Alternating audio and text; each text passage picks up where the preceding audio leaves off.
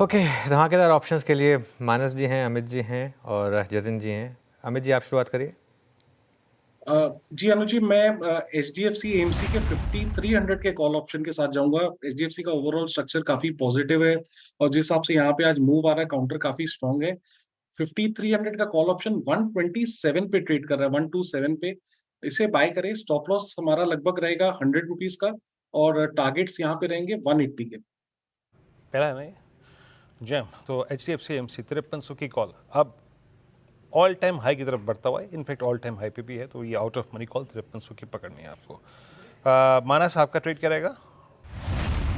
और देखिए, मेरा ट्रेड वोल्टास पे रहेगा। वोल्टास के 1400 के कॉल ऑप्शन में खरीदारी करने की राय रहेगी। डिस्क्लोजर है किस पे हमने अपने क्लाइंट्स को भी रिकमेंडेशन दिया हुआ है। तो वोल्टास का 1400 का कॉल ऑप्शन ले लेंगे। 28 रुपए पे ट्रेड हो रहा है और टारगेट करीब करीब 40 रुपए के रहेंगे। अगर रैशनल देखें तो देखिए, यहाँ पर हाई टॉप्स हायर बॉटम्स के साथ स्टॉक ने 200 मूविंग एवरेज को रिगेन किया है। तो यहाँ पर करीब 50-60 रुपए का आपको करंट लेवल्स देखने को मिल सकता है। ओके, वोल्टास 1400 का कॉल ऑप्शन लेने की राय यहाँ पे अच्छी खासी तेजी पूरे स्पेस में आज हमें देखने को मिल रही है। जतिन जी बताइए, आपका क्या होगा धमाकेदार ऑप्शन? मुझे मैरिको का प्राइस स्ट्रक्चर अच्छा लग रहा है, तो हम 740 स्ट्राइक का कॉल ऑप्शन मैरिको का बाय करने की सलाह रहेगी। इसमें स्टॉप लॉस आपको रखना होगा 8 रुपए का और ऊपर में हम 18 और 20 के टारगेट एक्सपेक्ट कर रहे हैं। ओके, चलिए, तो मैरिको का कॉल ऑप्शन यूज़ करना है आपको। और मार्केट थोड़ा सा अब शुरू में पहले 2 घंटे के मूव के बाद एकदम, जैसे कहते हैं ना, एक बार चार्ट लेकर आइए, एकदम कॉमाटोज, बिल्कुल कहीं चलने को तैयार नहीं।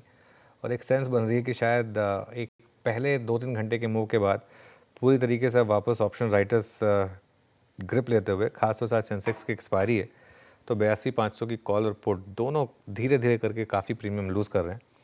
एक स्टॉक काफ़ी दिनों के बाद इसमें, आई थिंक मई में इसमें शानदार मोमेंटम था, जून में ये स्टॉक काफ़ी करेक्ट हुआ, सुप्रीम इंडस्ट्रीज़।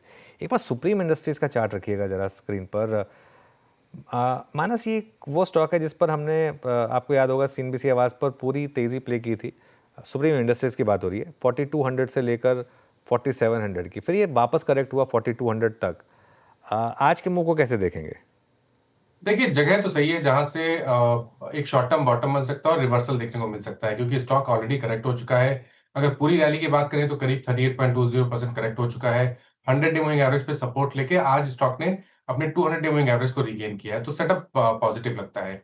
एक ट्रेड लेना हो तो वो लॉन्ग साइड पे होगा, बाउंस बैक के लिए प्ले करेंगे। करंट लेवल्स पे 4160 के स्टॉप लॉस से खरीदारी करने की राय रहेगी। ऊपर की तरफ 4400 तक के टारगेट्स पॉसिबल है सुप्रीम इंडस्ट्रीज में।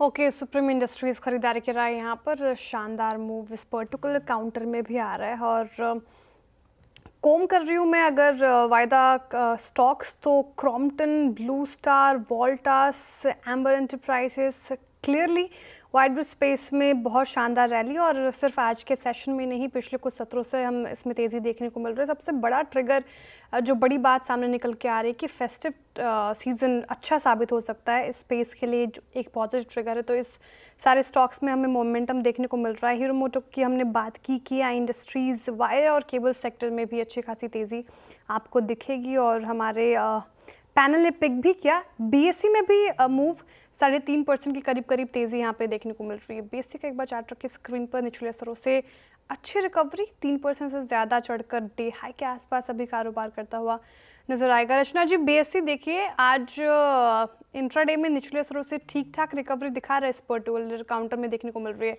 2537 के लेवल पर क्या किया जाए यहाँ से? जी, यहाँ पे अपसाइड पे अभी भी स्पेस है जहां तक ये जा सकता है और एक छोटे से एसएल के साथ एंट्री भी बनाने के प्रोबेबिलिटीज है यहाँ पे। तो हम 2515 का एसएल लगा सकते हैं इसमें और इसको लॉन्ग कर सकते हैं फॉर टारगेट ऑफ 2575। ओके, देखिए श्रेया, पिछली बार भी बीएससी में जो मैसिव करेक्शन आई थी वो करीब करीब 50 वीक मूविंग एवरेज पर आकर ख़त्म हुई थी। पिछली बार की करेक्शन तो और भी बड़ी थी, वो 2000 से, तब वो स्प्लिट बेसिस पे नहीं था, 2000 से 1200 पे गया था। मतलब उस समय मुझे अच्छे से याद है 3600 के करीब का रेट हो गया था, 6000 से गिर के जो वो गिरा था। इस बार जो करेक्शन आई वो थोड़े से अलग कारणों से आई। इस बार ये 3000 से गिरकर स्टॉक करीब करीब 2300 तक आया।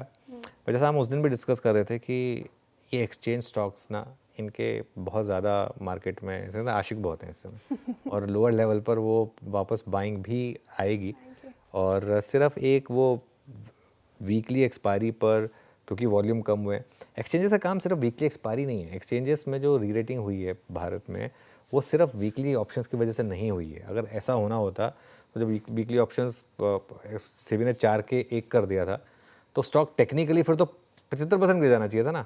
अगर सिर्फ वीकली ऑप्शंस ही एक रीज़न था एक्सचेंजेस की पूरी री रेटिंग का, एक बड़ा रीज़न था, ये मैं डिनाई नहीं कर रहा हूँ, एक बड़ा रीज़न था लेकिन इकलौता रीज़न नहीं था। कैश मार्केट की ट्रेडिंग भी तो एक्सचेंज पे ही होती है, आईपीओ भी तो एक्सचेंज पे ही आते हैं, लिस्टिंग भी तो एक्सचेंज पे ही होती है, क्यूआईपीज भी तो एक्सचेंज पे ही होते हैं, ओएफएस भी तो एक्सचेंज पे ही होते हैं। ये सब कुछ होता तो एक्सचेंज पे ही है ना। और ठीक है वीकली ऑप्शंस कम होने से और उसके बाद जिस तरीके से मूव्स आए हैं, और एक चीज़ मैं इस चीज़ से बिल्कुल सहमत नहीं हूँ। मैं एक अभी ब्लॉग पढ़ रहा था, एक कल या परसों आई थिंक नितिन कामत जी ने शायद ब्लॉग लिखा था कि भारतीय मार्केट में वॉल्यूम ड्राई हो रहे हैं, ये इसकी वजह से हुआ। आई थिंक इसमें एक कारण ये भी है कि मार्केट खुद थोड़ा सा नीरस हो गया है पिछले कुछ समय से।